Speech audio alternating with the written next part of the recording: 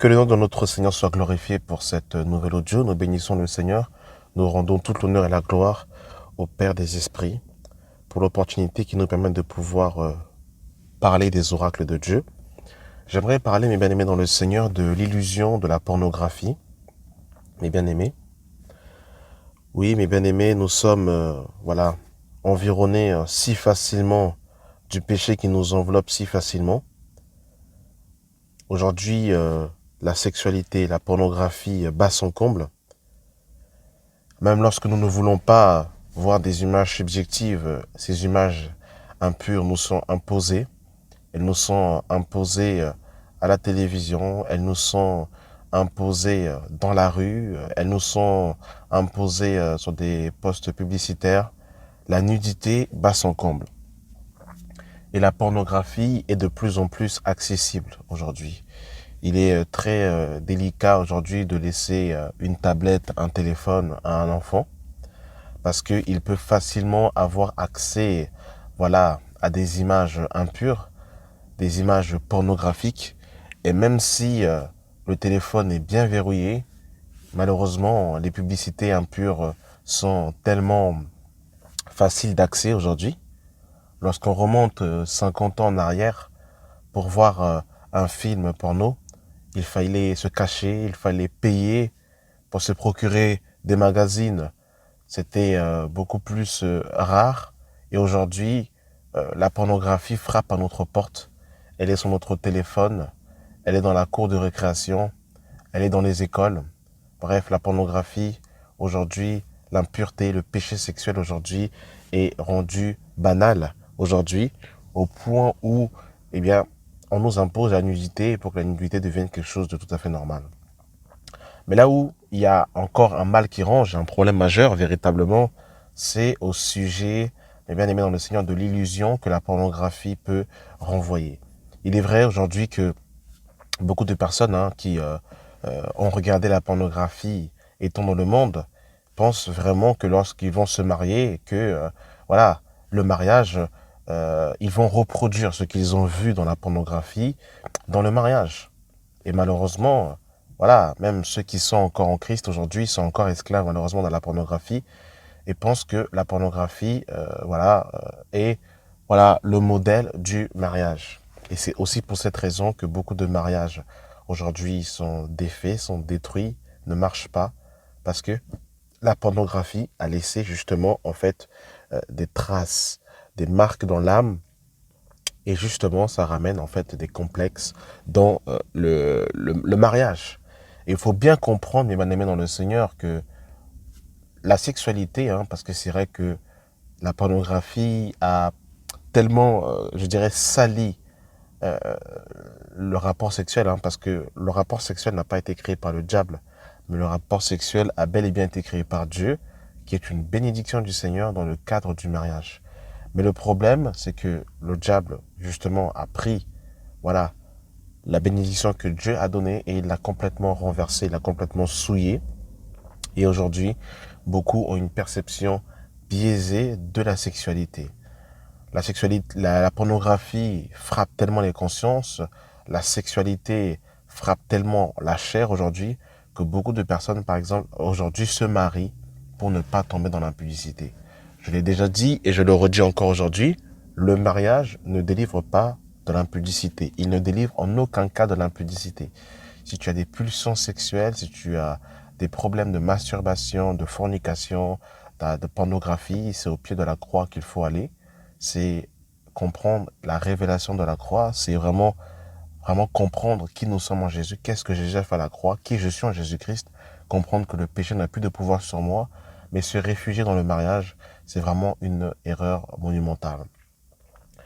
Parce que mes amis, je vous assure que tu peux te marier, tu as des rapports intimes avec ton partenaire, mais si la chair n'est pas assujettie par l'esprit, ta chair peut te demander plus, plus et encore plus.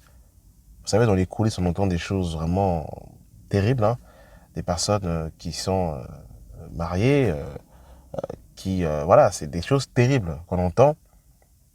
Ça montre bien que, le mariage ne délivre en aucun cas de l'impudicité, sinon ça se saurait. il n'y aurait pas autant d'adultère, il n'y aurait pas autant de divorces, il n'y aurait pas autant de séparations. Ça montre bien que la sexualité ne délivre en rien de l'impudicité. Et beaucoup de personnes pensent que quand ils vont se marier, du lundi au dimanche, ce n'est uniquement que la couette, c'est uniquement que le drap, c'est uniquement que, voilà, acte sexuel sur acte sexuel, et c'est complètement faux, c'est une illusion. Il faut savoir que ceux qui tournent les films érotiques sont des acteurs, beaucoup d'entre eux se droguent, hein, parce que pour enchaîner ce genre de prestations, on ne peut pas être soi-même, parce que le corps en prend un coup. Et surtout, quand vous regardez un peu la vie des personnes qui ont été dans le porno, c'est-à-dire en fait leur fin, souvent beaucoup d'entre eux ont des maladies, beaucoup en fait des fois après ont des morts un peu bizarres. Parce que lorsque vous vous livrez à ce genre de péché, que vous utilisez le corps que Dieu vous a donné et que vous en faites voilà, une prostitution, eh bien, il y aura des retours, mes bien-aimés, dans le Seigneur. Et dans le cadre du mariage, mes bien-aimés, dans le Seigneur, effectivement, la sexualité a sa place. C'est un temps de communion entre l'homme et la femme. C'est un temps que Dieu a donné. C'est une bénédiction entre l'homme et la femme. C'est un temps où, justement, les enfants, il y a le fruit des entrailles, justement, qui sort au travers, justement, l'union entre l'homme et la femme. Hein. C'est la bénédiction que Dieu a donnée. C'est pourquoi l'homme quittera son père et sa mère et s'attachera à sa femme, et les deux deviendront une seule chair. Et effectivement, c'est bel et bien le cas. L'apôtre Paul le reprend dans 1 Corinthiens 6, celui qui s'attache à la prostituée et avec elle un seul corps, donc vraiment une seule chair. C'est vraiment l'intimité entre l'homme et la femme. Mais il y a une réalité, c'est que dans le couple, la sexualité a une place minime par rapport justement tout au contour justement du mariage. Et c'est pour cette raison que beaucoup même de chrétiens qui se marient, eh bien, malheureusement, hein, ont une vie maritale qui est triste, qui est morose, parce que justement, eh bien, ils sont rentrés dans le mariage avec une mauvaise conscience, une mauvaise compréhension des choses. Et beaucoup, eh bien, ne jouent pas leur rôle. Hein. C'est-à-dire que, par exemple, on va commencer des frères, par exemple. Il y a des frères, par exemple, qui, voilà, se sont mariés parce qu'ils ont vu leur femme comme un objet sexuel. Et il faut dire une chose, c'est que le corps de la femme est différent du corps de l'homme. Quand un frère rencontre une sœur, elle est peut-être toute svelte, elle n'a pas de vergiture, son corps est ferme. Mais une fois que la femme, voilà, prend de l'âge, une fois que la femme euh, reçoit son enfant, qu'elle accouche, son corps change, son corps en fait est transformé, les vergetures commencent à ressortir, la poitrine n'a plus la même force, à un moment donné elle commence à lâcher. Voilà, après d'une femme à une autre, ça sera plus évident que l'autre, mais une chose est sûre, c'est que le corps d'une femme n'est pas le même que celui de l'homme. Et le corps de la femme change. Et beaucoup de frères ne le savent pas. Et une fois qu'ils sont mariés, effectivement, ils se rendent compte finalement que le corps de leur femme a vraiment changé et qu'il n'est plus le même. Et du coup, si on s'est marié juste pour les yeux, juste pour la convoitise, à un moment donné, on va commencer à les convoiter d'autres sœurs, on va les commencer à convoiter d'autres femmes parce que le corps de notre femme a changé. Le poids qu'elle avait avant et le poids qu'elle a après n'est peut-être pas forcément le même. Et ça, ce sont les réalités du mariage que la pornographie ne nous montre pas sur l'instant T. C'est une réalité. Aujourd'hui, il y a des frères qui se marient et qui n'ont pas la notion justement de ramener le pain à la maison et qui s'appuient uniquement sur leur femme, qui ne comprennent pas leur rôle. Parce que la Bible nous dit dans Ephésiens chapitre 5 que le mari aime sa femme, il la nourrit, il en prend soin. Le fait de nourrir sa femme, c'est aussi l'aspect de se lever le matin, d'aller chercher le pain à la maison. D'ailleurs, c'est ce que le Seigneur dira à Adam. Puisque tu écoutes la voix de ta femme, c'est à peine que tu travailleras à la sueur de ton front. Donc l'homme est lié en fait justement au travail de ramener justement le pain à la maison. Il peut forcément ne pas être milliardaire, il peut avoir le SMIC ou peut-être même moins que le SMIC, mais il doit avoir dans son esprit cette notion de ramener le pain à la maison, justement cette notion justement de gouverneur, c'est-à-dire en fait de la gestion des finances, la gestion des âmes de sa maison, littéralement sa femme et ses enfants, cette gestion émotionnelle qu'il doit avoir par rapport à sa femme, de cadrer sa femme, de la mettre dans de bonnes conditions, ce moment qu'il doit avoir spirituel, d'enseigner sa femme et ses enfants, ce moment aussi où il doit également, passer du temps avec sa femme, parce qu'effectivement, il y a des hommes, c'est un peu comme Amnon et Tamar, hein, c'est-à-dire qu'ils désirent leur femme. Ils vont dire des belles paroles à leur femme quand ils brûlent de désir pour elle.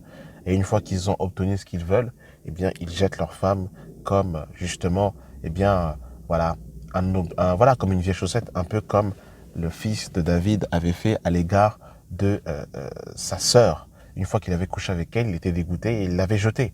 Et malheureusement, quand on veut se marier parce qu'on brûle de désir et non pas pour de bons motifs, et ben une fois qu'on a obtenu ce que l'on veut, une fois qu'on a connu notre femme dans notre intimité, il n'y a plus la passion, il n'y a plus en fait justement ce côté justement de passer du temps, d'aimer sa femme, de prendre soin d'elle, de la louer, de l'aimer, de voilà, toutes ces choses en fait disparaissent parce que on s'est marié avec de mauvaises conditions. Et ça, c'est une place prépondérante, mes amis, qu'il y a dans le cadre du mariage.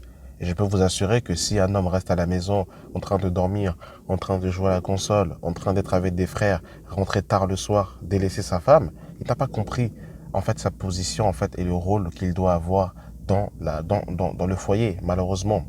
Quand une femme se marie, par exemple, eh bien, oui, il y a la robe, gloire à Dieu, mais après la robe, il y a aussi des réalités.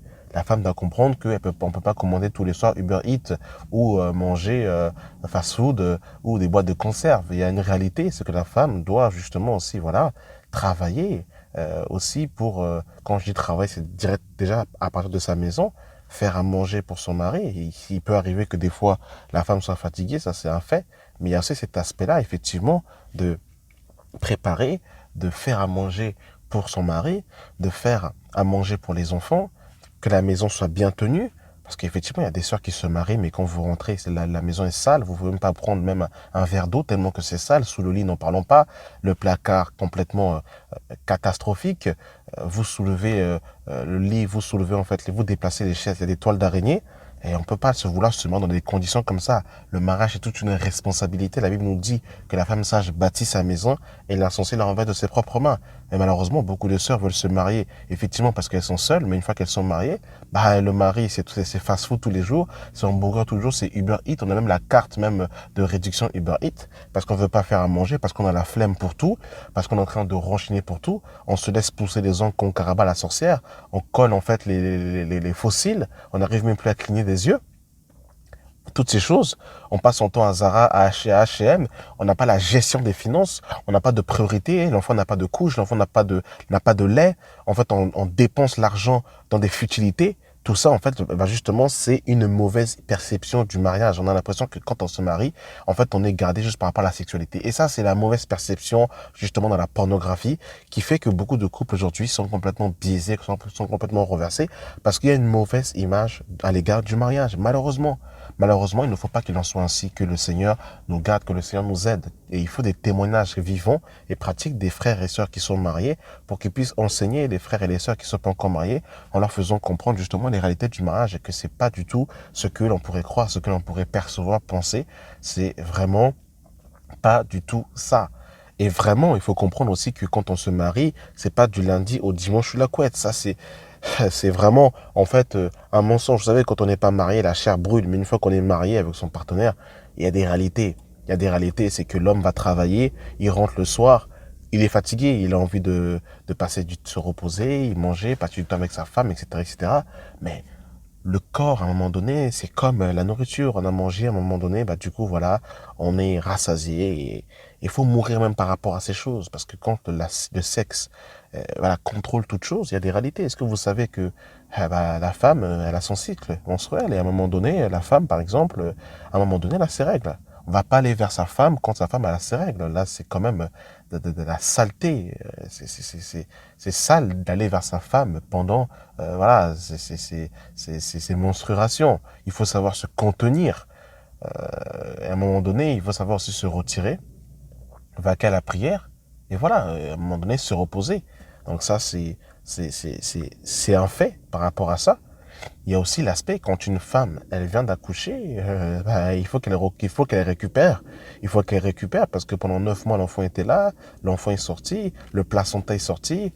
Et ben voilà, dans l'appareil génital de la femme, voilà, il faut qu'elle reprenne du temps de faire des exercices. Il faut qu'elle prenne le temps de récupérer. Donc pendant un certain temps, bah, qu'est-ce qui va se passer? Et ben voilà, on va pas aller, voilà, justement aller vers sa femme. Donc là, il y a un temps justement où il va falloir justement aussi avoir cette maîtrise par l'esprit, se contenir et pas forcément aller vers sa femme à tout bout de champ, n'importe comment, parce que là, à ce moment-là, si le sexe nous conduit, bah, ce qui se passe, c'est que on va aller se masturber, on va aller regarder la pornographie, on va aller convoiter d'autres femmes, et là, c'est compliqué. Et quand l'enfant est là, par exemple, la femme n'a plus le même temps pour son mari, parce que les enfants sont là, il faut qu'elle s'occupe des enfants, elle doit s'occuper de la maison, elle doit allaiter les enfants, elle doit faire le ménage, elle doit s'occuper d'elle, s'occuper de son mari.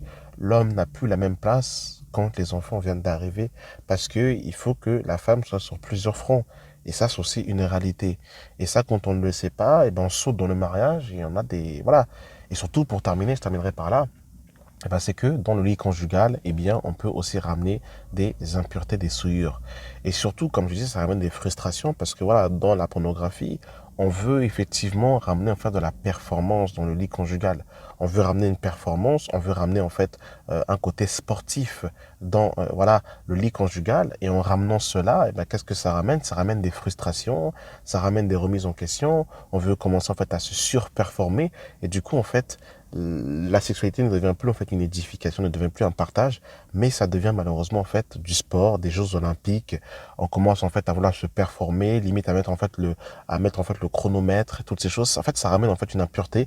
On veut voilà, se surpasser, mais pas dans un sens pur en fait. Là, c'est pas en fait dans un sens pur. Et là, ça devient en fait c'est ce que nous avons vu dans la pornographie qu'on veut ramener dans le lit conjugal.